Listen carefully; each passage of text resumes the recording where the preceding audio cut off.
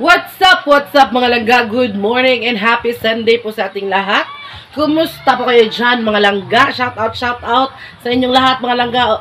And mega love shout out to Auntie Josie, Ate Yumi, and Ma'am Minerva, Ma'am Popoy, also Ma'am Angie Cons. Ma'am, nagko-comment po kasi si Ma'am Angie kung i-message ko daw po siya po namin siya ni-insect. Pero hindi po namin ma-reach yung inyong Facebook account, ma'am. Siguro naka-accidentally block po kami dyan sa inyong Facebook, ma'am. Paki-search lang po yung pangalan ko or kay insect, ma'am. Doon ka mag-message kasi po hindi po kami makapag-message una sa inyo. Hindi po namin makita yung inyong Facebook account, ma'am. So, yun. Together ni Papa, ani ako karon. Ayan. Nag-ano may mga langga ng ngape. Dito kami yan sa loob ng aming at yung ginawa naming tindahan noon mga langga. So happy Sunday to everyone. Good morning po. Kape po tayong lahat mga langga. Kape. Don't mind the pangalan sa baso ha. Kasi ito, bigay kasi ito ng politiko mga langga. Kaya huwag nyo na lang basahin. So kape po tayo. Pakita mo yung kape mo pa. Ayan, kay Papa oh. Papa po ay chocolate mga langga. Kuan, energy na chocolate mga langga. Kasi magdire pa der. Kay aron nakitan duha ma-capture. Mamainit nya. Ang among Paris mga langga kay kani oh. Pandesal nga gahi. Mo na rin siya gitawag og Bisaya nga pandesal mga langga. Kay kaliit-liit oh. 2 pesos. 2 pesos mga langga. Pero kuan siya busok pa no. Busok siya. Oh. Lagi kadukok no. Haon na dayo. Masarap siya sa kape lang nga. Kape ta.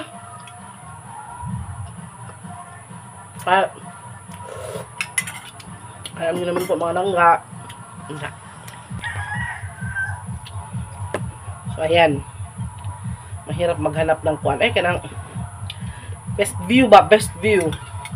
Ako mga langga, black coffee. No sugar, no cream. Black coffee lang talaga, plain.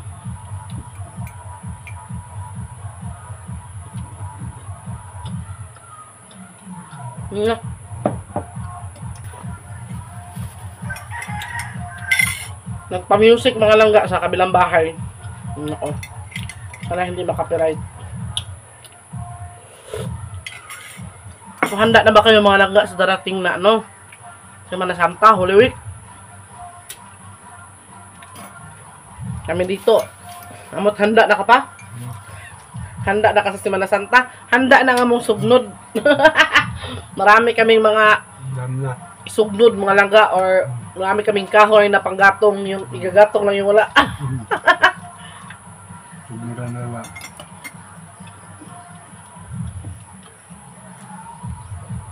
May magdala to ko. Sugba. Sabawang sugba ka. Totoo ba yun malangga? Siguro naman naririnig nyo na no.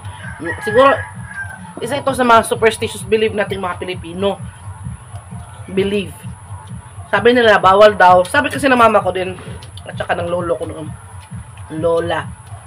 Na bawal daw mag-ihaw. O sabi saya pa bawal magsugba tuwing mahal na araw.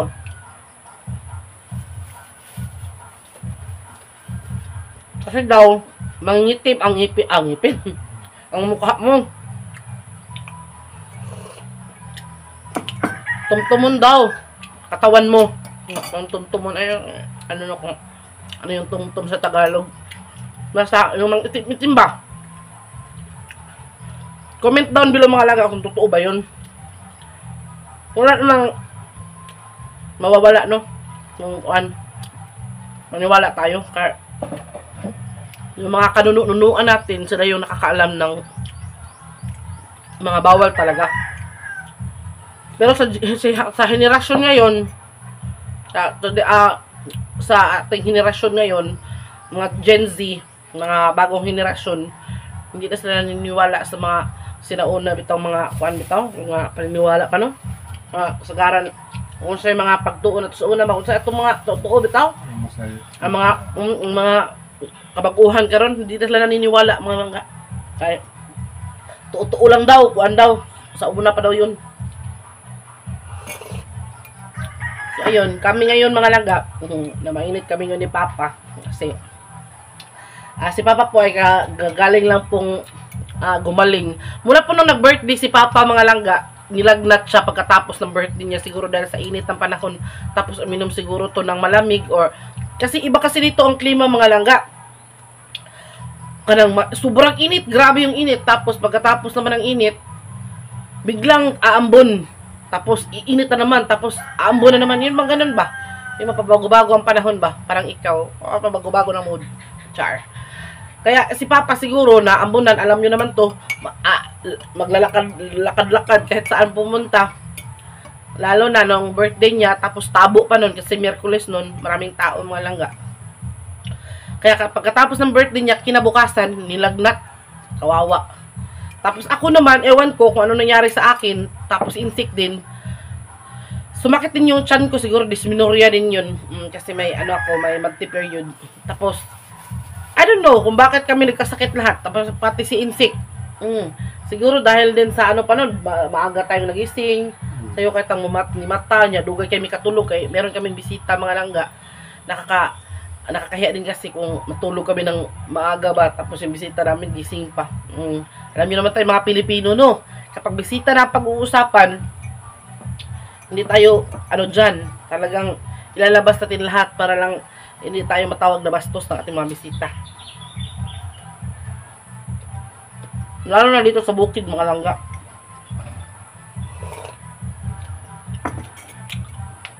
Kagandahan sa mga tao dito sa bukid mga langga, sa totoo lang, kapag bumisita ka sa bahay ng tao na yan, kahit meron pa silang marami pa silang ginagawa, kapag meron silang bisita, yung kanilang ginagawa ititigil talaga nila, tapos i-entertain ka talaga ng buong family.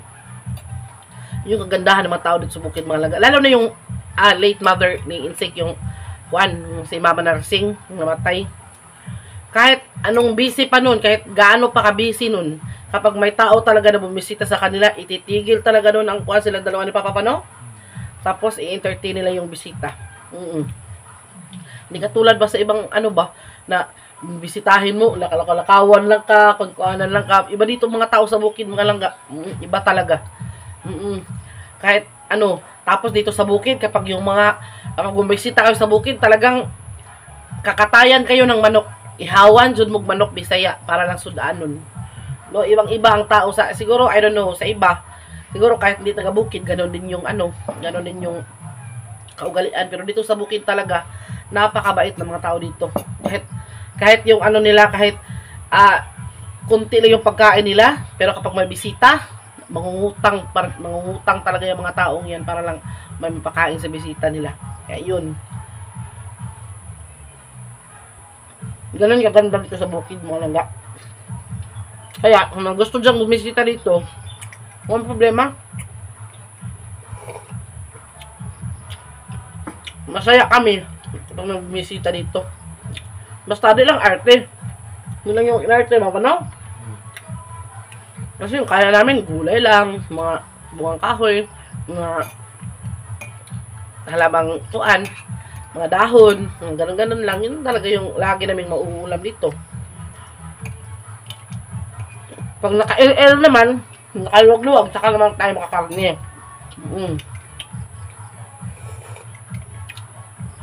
Pero pag bumisita pa talaga kayo dito sa amin, asahan ninyo, mag-ihaw yun, may Bisayang manok.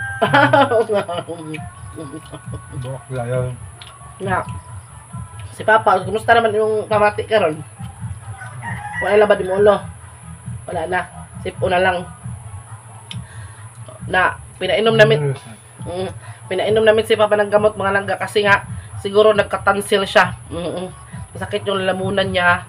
Sa sipon din, may sipon kasi siya, kaya yun yung thankfully nawala na yung lagnat niya, na okay na kasi pinainom namin agad siya ng gamot.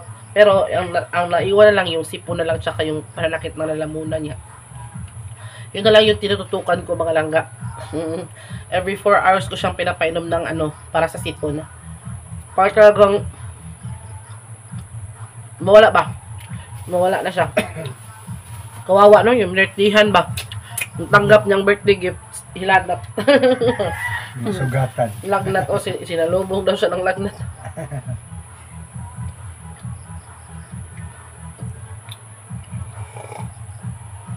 Pero happy si Papa mga langga. Happy ka pa na pag birthday ni mo? Malipayon ka? Ha? Salamat nila Salamat kayo. sa mga na-attend. Mga Niabot dire. Nakakansalamat. Salamat sa Ginoo sa laing pagtuig. Pag umabot nga pira. Nakat pa ka lang umaabot na pira mga langga.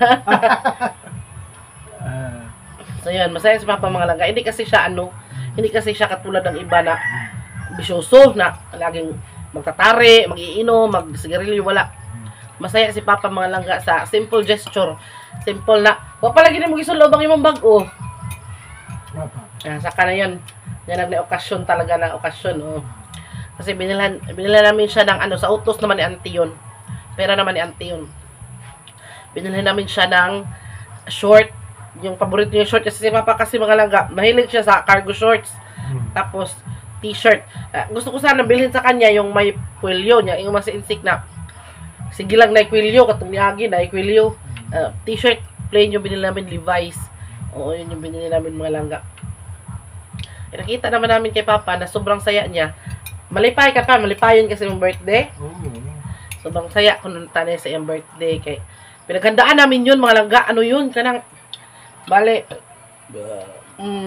namin yun, mission namin yun insik na, alam nyo naman habang nandyan pa yung ating mga magulang, pasayahin natin mga langga, kay saka pa natin sila kanang handaan kung wala na, kung saka pa natin sila isi-celebrate ng birthday kung nasa ilalim na sila ng lupa.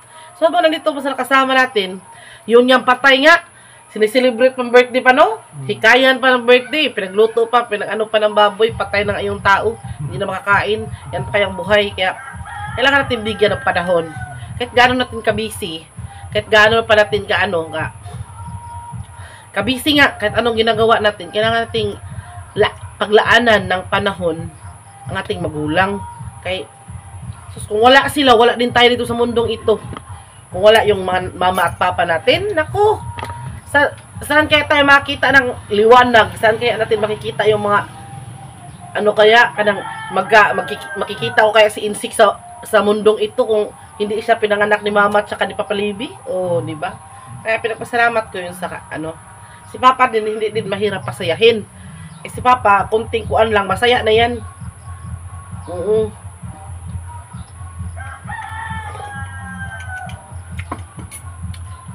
Hindi kasi siya maluho mga langga. Bigyan mo na kaya ng bigyan mo na lang yan ng kanang surf powder. Malipay ng ganyan. Ganun mga langga. Parang lumalakas din yung sound sa kabila ba. Sana hindi tayo makapiright, no? Makapiright tayo, sayang.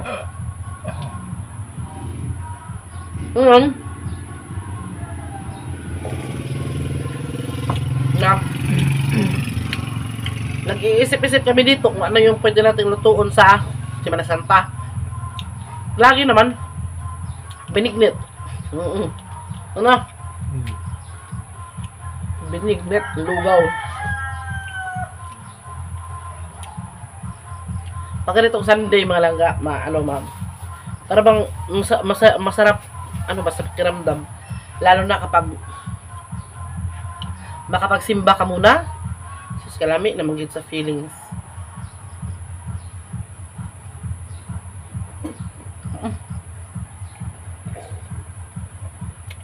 Mana ka pa? Manada. Mama langga. Mamaya magluto kami ng peanut ang dami. Bigay lang to mga langga sa bigay lang to sa pasahero ni Insik. Meron kasi siyang pasahero na nagkuan ka ng nag-ibot ba, nag-harvest ng mani. binigyan siya. Tapos ano natin yan, pakuluan ba ng tubig. Tapos yung yung sinasabi ko sa inyo noon na tinduganay bitaw, yun ba parang beans ba? Yung para siyang kuan, munggo, pero hindi siya munggo. Binigyan din siya mga langga. Gusto dahil man sinas. Magalak na. Pamukay natin. Ang dati na ulas ang natuloan din mo. Matutad na may anak ko. Kanan sa ito latan. Di ba mas tagkalitan? Bama mo naman. Dami din ito. Ako na ulit ko. Halos maubos na ito ng insect ba sa magkilaw. Hindi kasi mahilig sa insect mga langga sa niluto naman eh. Gusto niya yung hilaw. Yun yung lagi niya kinakain, yung hilaw. Kaya yun. Kaya yung star apple ko mga lang hindi pa rin naubos hanggang ngayon. Yung hinarvest namin ng isang araw, hindi pa rin naubos kasi si insect. Nagsawa na siya. Ako lang yung kumakain kahapon, para naubos ko ata 3 kasi malalaki. Andun pa siya sa, meron pa ako sa lagayan. Hindi ako na hindi pa ako naligo mga langga. Mainit kami. Kasi, kuan, tindugan na gyapon. Tindugan na gyapon na. Hinatag na naghatag aning man eh. Mo nang ba? Bago nang harvest ko no? Bago nang kuan. Ay kapong ko. Yan dito sa bukid. Dito sa bukid mga langga. Pag meron, pero minsan mga langga mag-crave ka din sa kuan eh. Mag-crave ka din sa kanang corned beef, mag-crave ka rin sa sardinas. Dito kasi lagi mo dito yung mag-angay gid sila. Mga stock. Yung stock namin dito mga langga, kuan lang kanang bulad. Kuan pero hindi kami nag-stock dito ng canned goods kay mahal mang canned goods mga langga. Labi yung sardinas isa. Sino yung mga leso? Ano yung kaya? Labi nag-gisado nimo ang tindugan. Pero makakabuhi lagi pa, sardinas. Puro magkala. O sunga usahay ang baho po. Dili lang eh. Kung ano lang. Sa usar ka nakakaon siya. Usan yung kaon, mahurat lang sa naunta.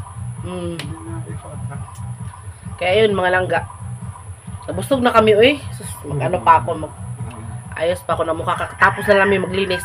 Alam mo mga langga, yung iba kasi, pagkagising, mamainit sila agad. Ako hindi, mga langga.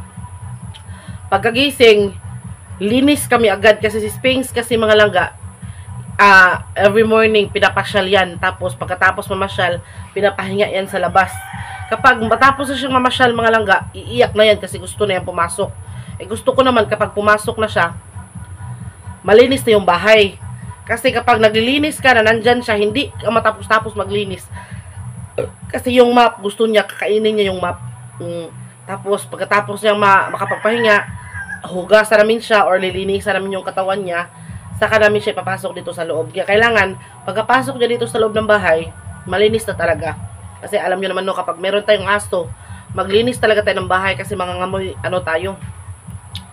Kaya yun, alam na naman ni Space kung saan siya iihi, kung saan siya magpupup. Pero hindi naman siya magpupup mga langga dito sa loob. Kapag na siya kanang pinapasyal namin siya, doon siya magpupup. Pero maiihi siya dito talaga sa yung iihianan niya mga langga. Eh, matalino naman talaga tong aso na to. Kahit aso yan, para yan tao mga langga, nakakaintindi yan pag sinabihan mo. Kaya yun,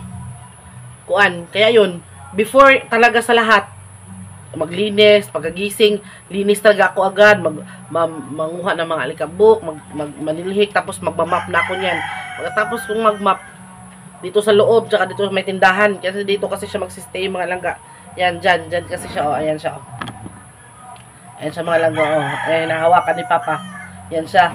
So, yung inuupuan niya na yan, nililinisan ko talaga yan, minamap ko yan, nilagyan ko yan ng kanang sinasanitize ako, lagyan ako ng kanang downy or sabon, basta inaano ko yan para matanggal yung mga dumi-dumi ba. Himasaan na. Kaya tapos pinapatuyo ko muna, pagkatapos pag natuyo na yung lugar or yung sa loob, tsaka namin siya lilinisan sa katawan kasi hindi naman pwede na pagkatapos magtakbo-takbo saka mo siya lilinisan, baka mapasma ba. So, pagkatapos na magpahinga, tsaka namin siya linisan. Tapos, pasok siya sa loob, kain siya ng breakfast. Saka kami, tapos ako, maghuhugas ng plato sa kusina. Tapos, doon sa hugasan namin, maghuhugas ng plato. Kung hindi ako maglalaba, maghuhugas ng plato, maglilinis ako doon. Pag matapos ko na talaga lahat-lahat, magsilig sa labas, magwalis sa labas, tapos na talaga lahat, tsaka pa kami magkape. Kasi, masarap magkape mga langga kapag wala kang iniisip. Kasi magkakape ka pa, uy, wala pa man, hindi ko pala tapos ginagawa yung ano ko, ganun. Ayoko nang ganun, gusto ko, tapos muna lahat. Maligo muna ako. Ngayon mga langga, hindi ako naligo, oh. Tingnan niyo, hindi ako naligo. Pero naghugas na ako ng katawan, mga langga. Kaya nirigla man tayo noon niya. Galit man si Mother Earth na maligo tayo everyday na nirigla ba. Maglinis ka lang talaga ng katawan. Para kasi hindi din papayag si Insik na maligo ako ng may regla. Kasi, ako din mga langga, kapag niregla ko, sino dyan mga nakaka-relate sa akin, once na niregla ako, tapos maligo ako, titigil na yun mga langga, hindi na yun magpapatuloy yung regla ko, kaya, mahirap no, kaya, as much as possible, na lang talaga muna, maghugas muna maglinis lang ng katawan, magbihis na bago, ayun, tapos, lagi mong papalitan yung napkin mo, yun mga langga. Pagkatapos ng saka kami magkape. Pagkatapos magkape, tapos chill lang. Wala naman akong labhan, wala namang lalabhan. So, walang ibang gagawin. Maghahanap na naman ng iko-content, na naman ng itatanim, o maghahanap ng iha-harvest. Gaya nitong aming, kinatong kapayas pa, dungan-dungan dyan nagkahinog. Kaya murag dungan yun sila kahinog yun. Ayun, maghanap na naman ako ng itatanim mga langga, tapos ako sa video, mag-edit, scroll sa Facebook, yun lang nga, ganun. Minsan doon ako kinapapa, mag-istorya mi. Yun lang yung mga natin mga langga. Pero kapag meron naman akong labahin, matagal tayo sa labas. Pero pag meron akong labahin mga langga, magkape talaga muna kami bago kami maglaba.